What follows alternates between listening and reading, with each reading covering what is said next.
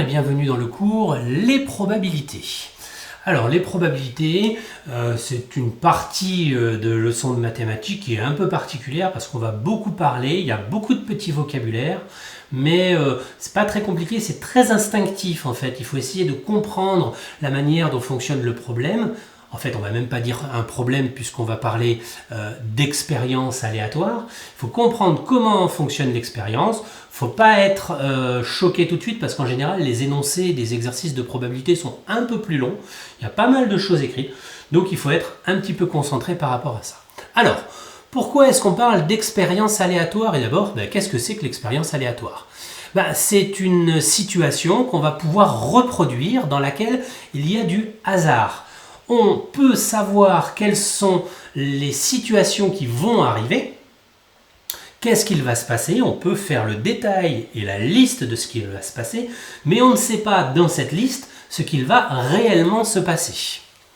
Donc on peut faire une liste des possibilités, mais on n'est pas sûr du résultat. Alors, un exemple plutôt pour vous faire comprendre un petit peu ce que je veux dire. Voici un sac, alors on imagine, donc là moi je l'ai fait en transparence pour qu'on puisse voir, mais on imagine que ce sac, on ne peut pas voir ce qu'il y a à l'intérieur et on tire une boule au hasard. Je sais ce qu'il y a à l'intérieur, il y a des boules vertes, il y a des boules rouges, alors elles sont plus oranges, mais je crois que j'ai marqué rouge dans le cours.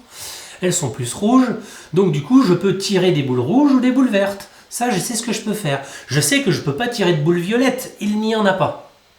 Donc je peux faire la liste de ce qui peut m'arriver. Je peux tirer des boules vertes et je peux tirer des boules rouges. Alors, la question c'est, est-ce que je sais ce qu'il va se passer? Est-ce que je suis certain que je vais tirer obligatoirement une rouge ou que je vais tirer obligatoirement une verte? Non. Je ne suis pas sûr de la couleur qui sera tirée. Et cette situation-là, c'est ce qu'on appelle une expérience aléatoire. Et puis tout de suite, on va se poser la question, parce que ça va être le but du jeu, le but des petits problèmes et des petites situations qu'on va avoir, c'est de savoir quelle est la possibilité, puisque j'ai parlé de possibilité, on parlera aussi d'issue, on parlera aussi d'événements, mais j'y reviendrai plus tard. Qu'est-ce qui risque en fait le plus d'arriver?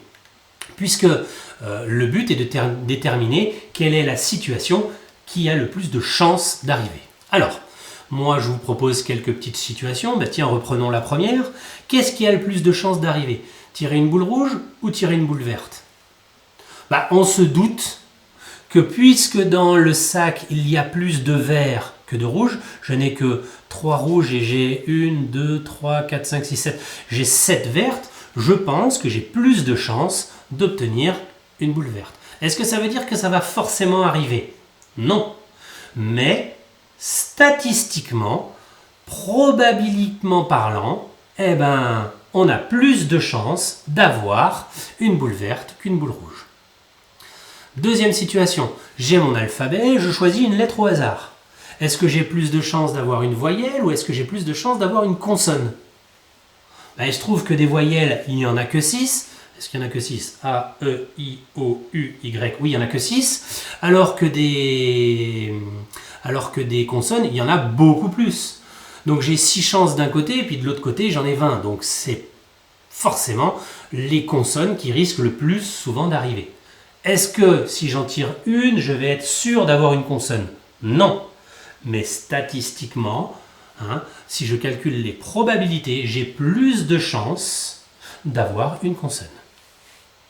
Dernière situation, un lancer de dés. Je lance le dé et je vais additionner les deux nombres qu'il y a dessus. Donc je lance, je fais un 2 et un 3. Un 2 et un 3, ça fait 7.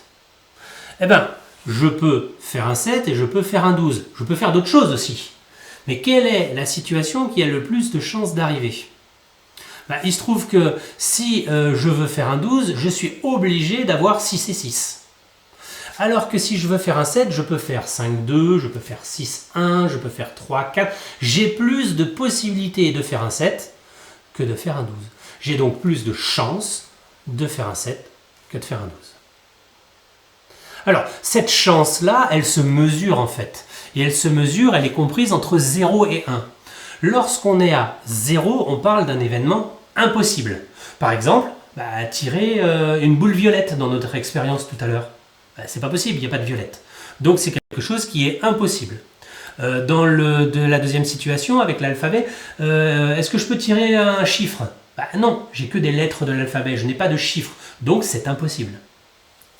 Et de l'autre côté du prisme, 0 c'est lorsque c'est impossible, et l'autre c'est certain. Par exemple, est-ce que je vais tirer une boule avec de la couleur dessus?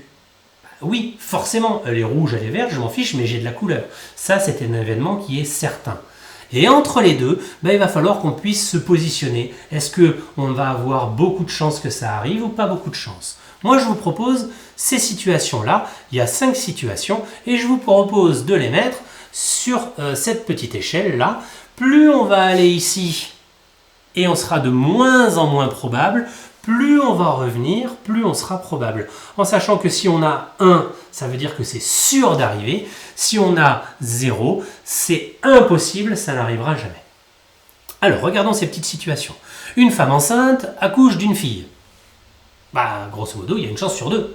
Puisque c'est une fille ou c'est un garçon. Donc, moitié-moitié, on sera pile poil au milieu avec une probabilité de 0,5. Moitié-moitié. Monsieur Borg devient président de la République. Moi j'en entends là déjà qui disent ça c'est impossible. C'est pas impossible, je suis français, je suis citoyen, j'ai pas fait de prison, en tout cas pas encore, je suis pas allé en prison, on m'interdit pas, la loi ne m'interdit pas de me présenter. Je pourrais très bien me présenter pour être président de la République. Est-ce que je serai élu? Ça m'étonnerait. Il y a vraiment très très peu de chances. Il faudrait vraiment qu'il se passe une catastrophe pour que les gens votent pour moi. Mais, est-ce que c'est impossible? Non. C'est très peu probable. Donc je vais être quand même très très proche de 0. Et heureusement, parce que président de la République, il y aurait des petits problèmes. La semaine prochaine, il y aura 7 jours dans la semaine. Forcément, puisque toutes les semaines ont 7 jours, donc la semaine prochaine, il y aura encore 7 jours. Du coup, on sera ici sur une probabilité certaine. Il faut bien comprendre la différence entre quand on est sûr, quand c'est impossible, 0, et comme moi ici, lorsque c'est très très peu probable. Là, on est sur du 0,00 quelque chose. Un peu comme gagner au loto. Les gens disent c'est impossible. Il y a toujours quelqu'un qui gagne. C'est très dur de gagner. C'est improbable. Allez, on continue. Les frères Dalton, ils sont 4. Donc j'ai une chance sur 4 de tomber sur Avrel. Donc j'ai moins de chances de filles-garçons. Je vais être quelque part par là. Le PSG gagne contre une équipe de Ligue 1. Alors, j'explique pour ceux qui ne connaissent rien et que le foot ça ne les intéresse pas. Le PSG c'est une équipe de France qui est très très forte par rapport aux autres et qui gagne presque tous les matchs. Alors, est-ce qu'on va être certain? Non, parce que des fois il fait match nul et des fois il perd, ça lui arrive, mais il perd rarement. Donc on va être quelque part par là. Voilà. Donc ça, il faudra, en fonction des situations, savoir si on est plus ou moins probable sur cette échelle-là. Voilà. Bon, ce qu'il faut retenir sur cette première leçon de probabilité, c'est d'abord utiliser le vocabulaire. Des possibilités, expériences aléatoires, des issues, la chance, le hasard. Voilà. Tout ça, il faut être capable d'utiliser ce vocabulaire-là. Et puis ensuite, il faudra être capable de comparer des probabilités en disant dans quelle situation on a le plus de chances qu'un événement arrive. Est-ce que c'est celui-ci ou est-ce que c'est celui-là? Avec le petit vocabulaire qui va avec. Je rappelle, on part de 0, impossible, on est de plus en plus probable, jusqu'à 1, c'est certain, et on est de moins en moins probable, jusqu'à 0, c'est impossible.